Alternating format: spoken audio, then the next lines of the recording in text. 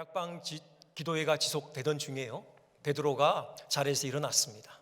주의를 집중시키죠. 아주 중요한 제안을 합니다. 가룟 유다가 예수님을 배신하고 팔아넘기면서 멸망의 길로 들어섰거든요. 그래서 그 자리가 비었죠.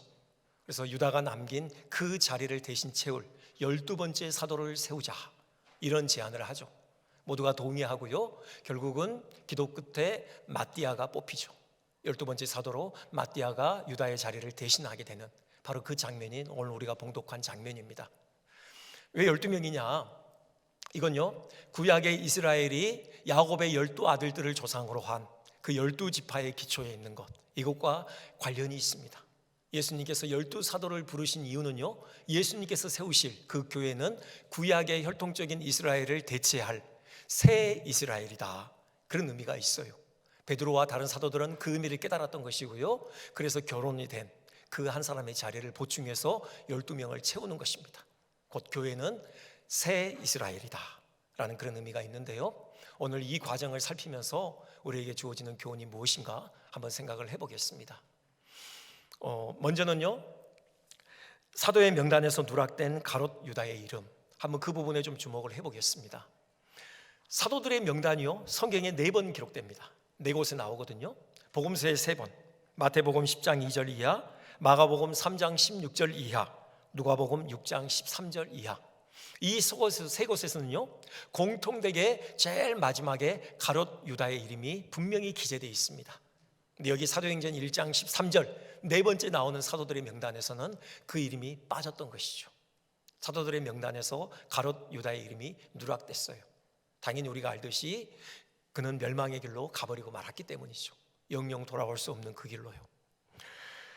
유다의 죽음에 대해서 약간 설명할 게 좀 있습니다. 좀 정리를 해야 될 것 같은데요, 여기 지금 사도행전 1장 18절에서는요 뒷부분 보면 이렇게 되어 있습니다. 몸이 곤두박질하여 배가 터져 창자가 다 흘러나온지라. 그런데 마태복음 27장에 그 유다의 죽음이 나오는데 거기는 스스로 목매어 죽은지라 이렇게 되어 있습니다. 그러니까 이것을 종합해 보면은 유다가 목을 매서 죽은 게 맞아요. 근데 그 시신을 아무도 겉들도 보지 않은 것입니다. 방치됐어요. 그래서 목을 메고 있던 줄이 끊어져 버린 거죠. 그래서 바닥으로 내동댕이 쳐졌고요, 그만 배가 터져서 창자가 흘러나오게 된 겁니다. 그래서 그 땅이 피로 물들게 됐다, 우리가 그걸 알 수 있고요. 또 한 가지 보면은 1장 18절 앞부분에 보면은 이 사람이 불의의 삭스로 밭을 사고 이렇게 되어 있죠. 유다가 그 돈으로 밭을 산 것처럼 되어 있는데 마태복음 27장에 보면은 그 밭을 산 사람은 대제사장 그룹인 것을 알 수 있어요. 그러니까 유다가 예수님을 팔아넘기고 상황을 지켜봤는데 예수님이 정죄당하고 있거든요. 마음의 가책을 받죠. 대제사장을 찾아와요. 내가 잘못했다. 그러면서 그 은 30세겔 그거 그냥 성전 바닥에 던져놓고 그 길로 목매서 죽은 거죠. 대제사장이 그건 핏값이라 해가지고 성종고에 넣지 않고요, 그걸로 밭을 사서 나그네의 묘지로 삼았습니다. 그러니까 이런 거죠. 마태는 그 밭을 산 사람이 대제사장이다, 그 부분을 밝힌 거고요, 누가는 사도행전에서 그 밭을 산 비용의 실소유주는 유다다, 지금 그렇게 밝힌 거죠. 이렇게 정리하면은 여러분 아무 문제가 없을 것 같습니다. 어쨌든 이렇게 유다는 죽음으로 허망하게 그 인생을 끝냈습니다. 그러므로 그 자리가 비었던 거죠. 유다의 이름이 사도들의 명단에서 빠졌다, 이게 어떤 의미를 갖습니까? 당연히 유다는 사도직을 박탈당했다, 그런 의미가 있죠. 여러분, 사도직은 앞서 서두에서도 말씀드렸듯이 참으로 중요한 직분입니다. 새 이스라엘인 교회의 기초가 되어져요. 단지 상징적으로만 그런 의미가 있는 것이 아니라요, 실제로 그들이 그런 사역을 했습니다. 예수 그리스도의 부활의 증인이 되어져서요, 복음으로 교회를 세우는 이 소중한 사역을 감당했던 것이에요. 유다는 그만 그 소중한 특권을 상실하고 말았습니다. 거기서 박탈당하고 만 것이에요. 그보다 더 심각한 문제가 있습니다. 유다의 이름이 사도들의 명단에서 빠졌다, 이것은요 어찌 보면은 생명책에서 그 이름이 지워진 것이나 마찬가지다, 그렇게 볼 수 있어요. 물론 유다의 이름이 원래 생명책에 기록되어 있었는데 하나님께서 진노하셔서 그 이름을 빼버렸다, 그런 의미는 아닙니다. 뭐 우리의 이름이 생명책에 기록되어 있다가 하나님이 화나시면 빼버리고 또 마음이 풀리시면 다시 집어넣고 뭐 그런 것은 아니죠. 그보다는 마지막 때 심판날, 하나님의 심판대 앞에 섰을 때 하나님의 손에 들려진 그 생명책을 보니 거기에 가롯 유다의 이름이 없더라, 그런 의미인 것입니다. 단지 사도의 직분만 박탈당한 것이 아니라요, 유다는 영원한 멸망에 처하게 되었음을 의미하는 것이라는 말씀입니다. 영구히 돌아올 수 없는, 돌이킬 기회가 없는 영원한 멸망의 길로 가버리고 만 것이죠. 우리 인생에 있어서 가장 중요한 게 뭐냐? 바로 이 생명책에 우리의 이름이 기록되어 있는가, 이겁니다. 이보다 더 중요한 일은 없을 것입니다. 만일 마지막 날 우리가 하나님의 심판대 앞에 섰을 때 생명책에 정작 있어야 할 우리의 이름이 발견되지 않는다고 상상해 보십시오. 그것처럼 끔찍한 일이 어디에 있습니까? 우리 이 시간요, 우리 한번 이 부분 꼭 점검합시다. 우리의 이름이 하나님의 생명책에 기록이 되어 있을까요? 과연 그것을 확인할 길이 있을까요? 우리가 그것을 확신할 수 있을까요?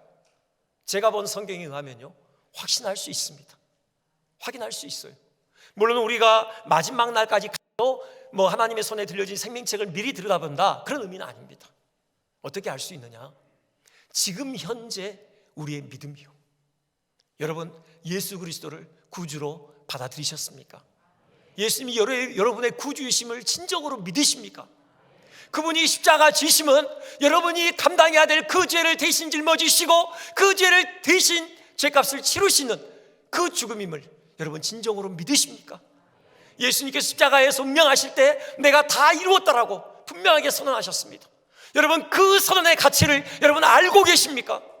우리가 감당할 수 없는 그 모든 죄의 짐을 대신 짊어지시고 거기에 대한 죄값을 완전히 치르심으로 모든 속죄를 완성하신 여러분, 그 사실을 진정으로 믿으십니까? 그렇다면요, 우리의 이름은 생명책에 기록이 되어 있는 것입니다. 왜냐고요? 이 믿음은 결코 우리에게서 시작될 수 없습니다. 여러분, 우리 힘으로 믿을 수 있는 거 아니에요. 믿음은요, 전적으로 하나님의 선물입니다. 하나님께서 창세 전에 우리를 하나님의 자녀로 택정하셨다는 사실에 대한 입증이에요. 하나님께서 우리 안에 이 믿음을 시작하신 것입니다. 하나님께서는 결코 이 일을 포기하지 않으셔요. 이 믿음을 완성에 이르게 하십니다. 성경에서 분명히 증거하고 있어요. 히브리서 12장 2절, 우리 한번 같이 한번 봉독해 볼까요? 자, 시작. 믿음의 주요 또 온전케 하시는 이인 예수를 바라보자. 그는 그 앞에 있는 기쁨을 위하여 십자가를 참사 부끄러움을 개의치 아니하시더니 하나님 보좌 우편에 앉으셨느니라. 아멘. 여기 믿음의 주요, 그게 원어로는요, 우리 믿음을 시작하신 창시자라는 그런 의미입니다. 예수님께서 우리 안에 믿음을 시작하셨어요. 그러면요, 그 믿음을 온전케 하시는 것입니다. 예수님에게는 그런 권세가 있어요. 그분은 십자가에 죽으시고요, 부활하시고 승천하셔서 하나님 보좌 우편에 앉으셨습니다. 하늘과 땅의 모든 권세가 다 우리 주님의 것이에요. 그렇기 때문에 그 권세로 우리 안에 시작하신 그 믿음을 완전회로 이끌어 가시는 것입니다. 여러분, 우리가 할 일은요, 이 예수님 끊임없이 바라보는 것이에요.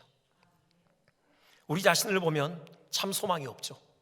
우리는 오늘 성령으로 충만했다가도요, 내일 나락으로 떨어지는 그런 연약한 존재들이에요. 우리에게 유일한 소망은 오직 예수님뿐입니다. 우리는 늘 우리의 믿음의 근거로 예수님을 바라보아야 합니다. 한순간도 빼놓지 않고 예수님을 바라보며 예수님을 의지하는 것, 여러분, 이것이 우리에게 더없이 소중한 일입니다. 여러분, 우리 자신은 하나님의 은혜로 생명책에 그 이름이 기록되어 있음에 감사한다 하지만 사랑하는 우리 가족들은 어떻습니까? 내가 사랑하는 자식, 내가 사랑하는 남편의 이름은 생명책에 기록이 되어 있습니까? 여기 사도의 명단에 유다의 이름이 누락된 것처럼 마지막 순간에 우리가 하나님 앞에 섰을 때 만일 그 생명책에 마땅히 있어야 될 우리 가족의 이름을 발견할 수 없으면 어떻게 할 것입니까? 영원히 잃어버린 이름을 보고 가슴 아파할 일은 없어야 하지 않겠습니까? 여러분, 혹시라도 우리 가족 중에 아직 그런 확신이 없다면 우리 더 간절하게 주님 앞에 매달립시다. 하나님, 그 영혼 살려주십시오. 하나님, 그 영혼 구원해 주십시오. 저를 만나주신 것처럼 그 영혼을 만나주십시오. 그의 이름이 반드시 생명책에 기록이 돼 있어야 합니다. 우리 이렇게 헌신적으로 섬기며 기도하며 또 복음을 전하는 우리 모두가 되시기를 주님 이름으로 축원드립니다. 우리 좀 첫 번째 대지를 좀 쪼갰습니다. 두 번째 대지를 만들었는데요, 두 번째 생각할 것은 이 사명을 버리고 탐욕의 길을 쫓아간 유다의 모습입니다. 유다가 예수님을 배신하고 팔아넘겼죠. 근데 이것을 베드로는 어떻게 해석하냐면은 성경에 예언된 그 예언의 성취다, 이렇게 지금을 해석을 해요. 그게 16절이죠 16절 이렇게 되어 있습니다. 형제들아, 성령이 다윗의 입을 통하여 예수 잡는 자들의 길잡이가 된 유다를 가리켜 미리 말씀하신 성경이 응하였으니 마땅하도다, 이렇게 얘기해요. 그리고 이제 그 뒤에 시편 두 편을 이제 얘기하는데, 그러니까 유다가 예수님을 배신하고 팔아넘긴 것, 그리고 그가 그렇게 멸망의 길로 들어가게 된 것, 이것은 다 성경에 미리 예언이 되어 있었다, 그 예언에 대한 성취다, 지금 이런 얘기를 해요. 근데 우리가 여기서 오해하지 말아야 할 것은요, 그러면 유다는 필연적으로 그 길을 갈 수밖에 없었네, 우리 그렇게 생각하지는 말아야 합니다. 지금 베드로가 유다의 입장에서 유다를 변호하면서 유다는 어쩔 수 없이 그렇게 될 수밖에 없었어, 그런 면에서 유다도 희생자 중에 한 명이야, 지금 그런 얘기 하는 거 아닙니다. 그거 아니에요. 여러분 25절 끝에 보시겠습니까? 그들이 기도할 때 이렇게 기도합니다. 유다는 이 직무를 버리고 제 곳으로 갔나이다. 자기 스스로 그 소중한 사도로서의 그 직분 버리고, 그 사명을 버리고요, 그냥 자기 곳으로 갔다라는 겁니다. 자기 스스로 멸망을 향하여 걸어 들어간 것이에요. 전적으로 자기 의지의 선택이었던 것입니다. 사실 참 이해가 안 되는 부분이에요. 여러분, 유다가 받은 은혜가 보통 은혜가 아닙니다. 그렇죠? 예수님의 공생의 기간 내내 예수님과 함께 있었습니다. 예수님의 그 신령한 말씀을 직접 들었을 뿐만이 아니라요, 예수님께서 행하시는 그 귀한 이적들, 그는 직접 목격했어요. 그 현장에 유다도 함께 있었습니다. 가끔은요, 예수님께 위임을 받아 마을로 전도하러 다니면서 그 자신이 직접 이적을 행하기도 했습니다. 마가복음 6장 12절 13절 보십시오. 제자들이요, 회개하라 전파했고요, 많은 귀신을 쫓아냈고 또 많은 병자에게 기름을 발라 고치는 이런 이적을 행했습니다. 유다도 그 중에 한 사람이었어요. 뭐 이런 거 차치하고요, 사실 예수님의 그 인품 자체에 매료되지 않을 수 없죠. 여러분, 예수님은 어디 흠잡을 데가 없는 분이십니다. 온전히 거룩하시고 의로우시고요, 또 사랑이 지극한 분이시죠. 선하셔요. 자비와 인자가 넘치는 분이십니다. 그 예수님과 오랜 시간을 보내다 보면은 당연히 예수님의 그 선하시고 고귀한 인품에 매료되지 않을 수 없는 것이죠.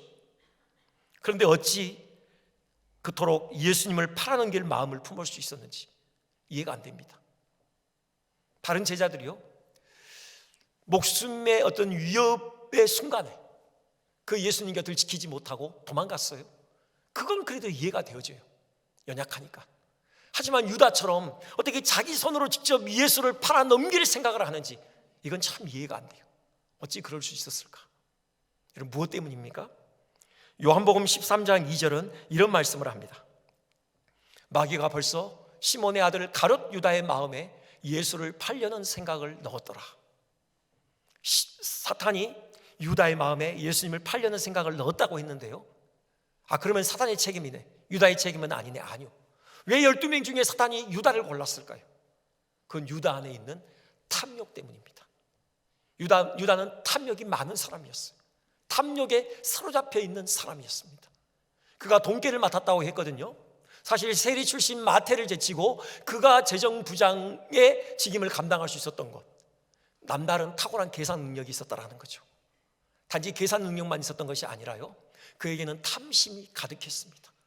오죽했으면 사도 요한이 그를 도둑이라고 그렇게 불렀겠습니까? 요한복음 12장 6절, 그는 도둑이라 돈깨를 맞고 거기 넣는 것을 훔쳐가밀어라. 그는 그 공동 모금하면서 늘 돈을 일부 착취해서요, 착복해서 자기 주머니에 넣는 이런 일들을 해왔던 거예요. 이걸 사단이 보고요, 그 탐심을 이용한 거죠. 그래서 스승 예수님을 팔아넘겨서 한 몫을 챙길 그런 욕심을 또 부리게 하는 것입니다. 그런 계략을 꾸미게 하는 것이었어요. 여러분, 이 탐심이 초래한 결과를 보십시오. 유다는요, 예수님을 팔아넘길 때만 해도 그 은 30세겔이 자기 손에 주어지면 진정한 행복을 누릴 거라고 기대했을지 몰라요. 그런데 실제로 그 돈을 받아보니 기대했던 만족이 없는 것입니다. 불의의 삭은요, 결코 우리 인생에 참 행복을 가져다 주지 않습니다. 우리 인생을 보다 나은 인생으로 만들어주지 않아요. 오히려 파국을 가져오는 것입니다. 유다, 그 탐욕으로 인하여 결국 그 소중한 사도직을 빼앗겼을 뿐만이 아니라요, 영구의 운명을 달리하여 저주받은 인생이 되고 말았던 것입니다. 여러분, 우리에게 주는 경각심, 바로 경각심이 있어야 되죠. 여러분, 주님께서 우리에게 맡기신 이 소중한 사명의 길을 걸어가는 데 있어서 우리 세속적인 욕망에 사로잡히지 맙시다. 한순간이라도 여러분 세속적인 욕망에 우리의 시선을 빼앗기지 맙시다.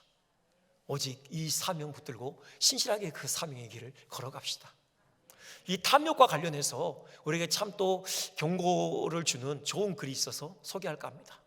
페이스북에서 발견한 글인데요, 한 목사님께서 쓰신 글인데, 그 해녀들의 사회, 아주 위계 질서가 뚜렷하다고 합니다. 철저한 위계 질서에 의해서 운영되는 사회라고 해요.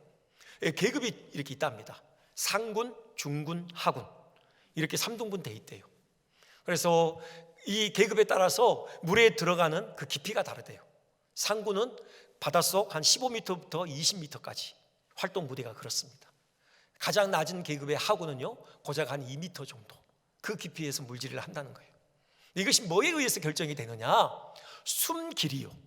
그러니까 물에 들어가서 숨을 참을 수 있는 그 숨 길이에 의해서 결정되는데, 이것은 천부적으로 타고난다고 합니다. 그러니까 해녀들끼리 어떤 높은 계급의 해녀를 부러워할 수는 있지만 불만은 갖지 않는데요.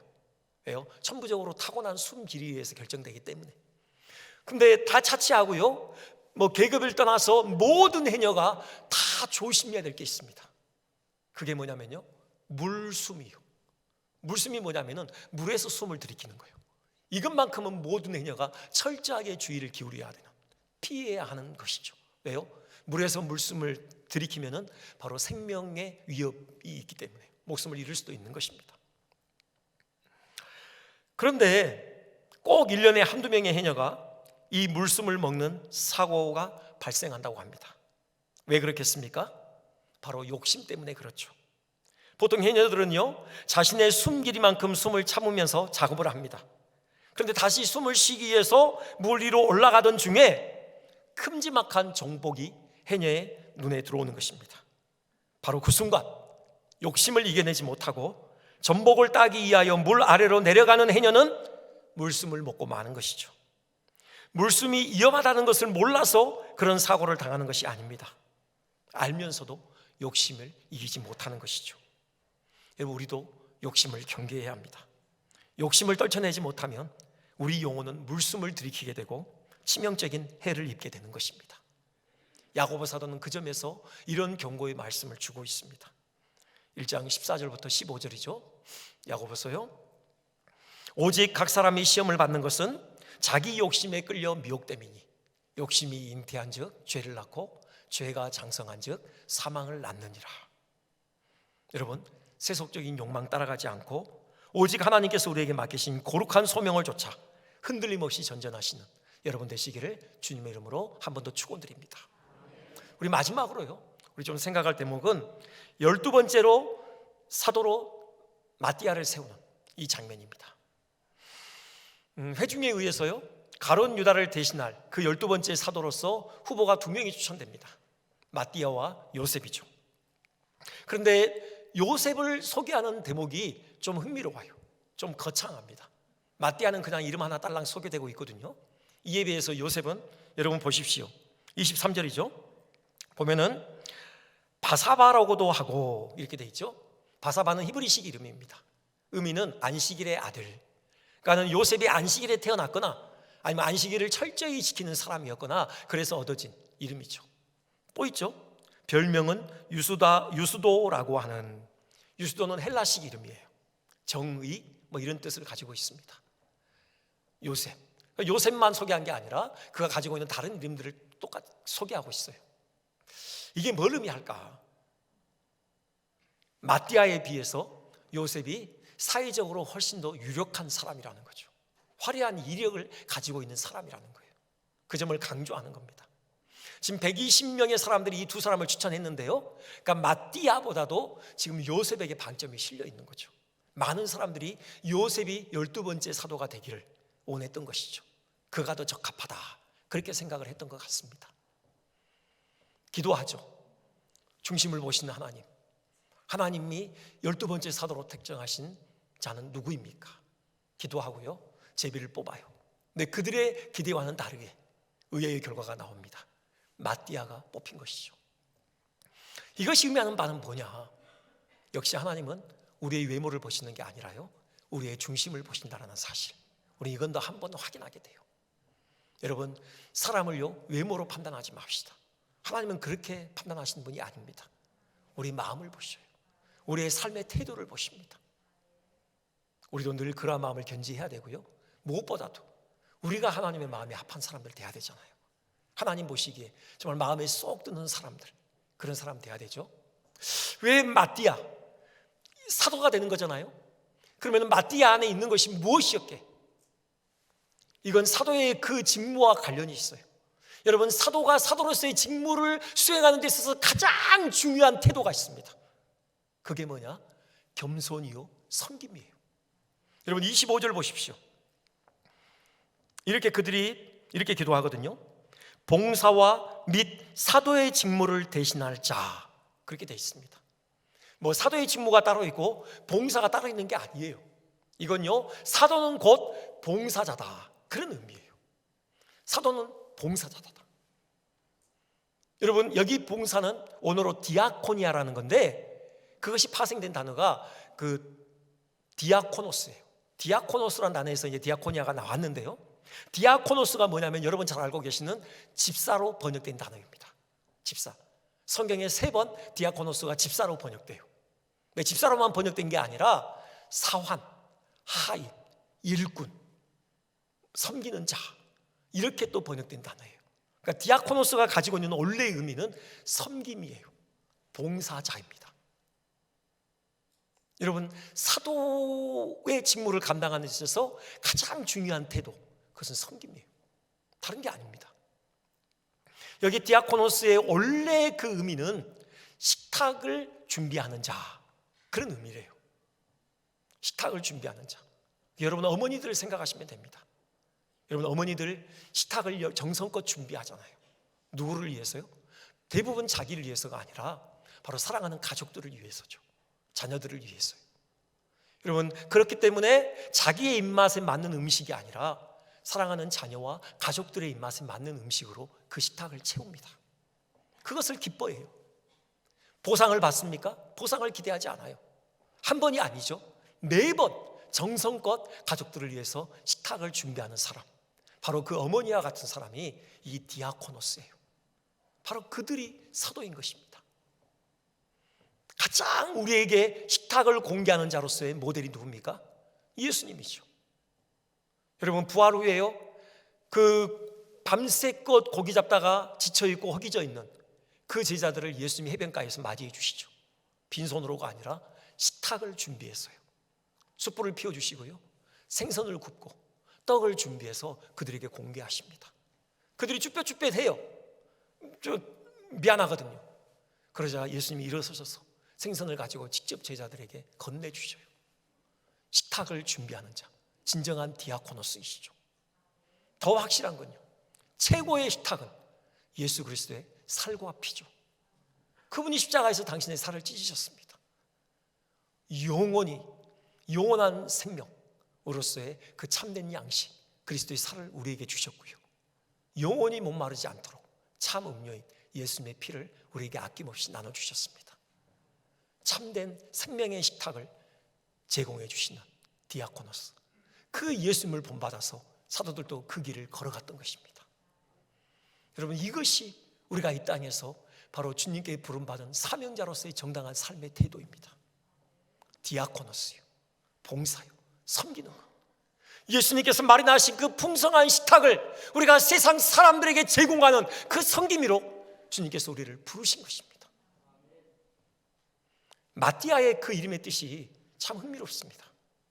마띠아, 하나님의 선물이라는 이름의 뜻을 가지고 있어요. 여러분, 그런 거죠.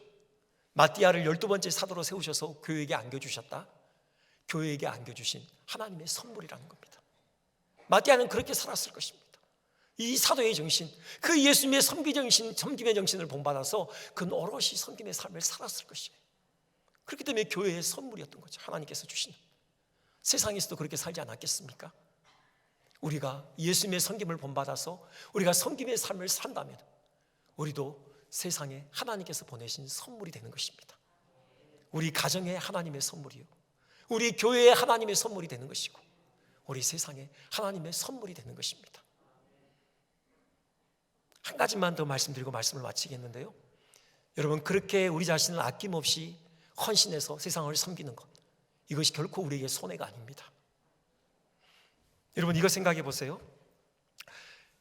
지금 유다의 빈자리를 채우기 위해서 12번째 사도를 마띠아를 세웠습니다.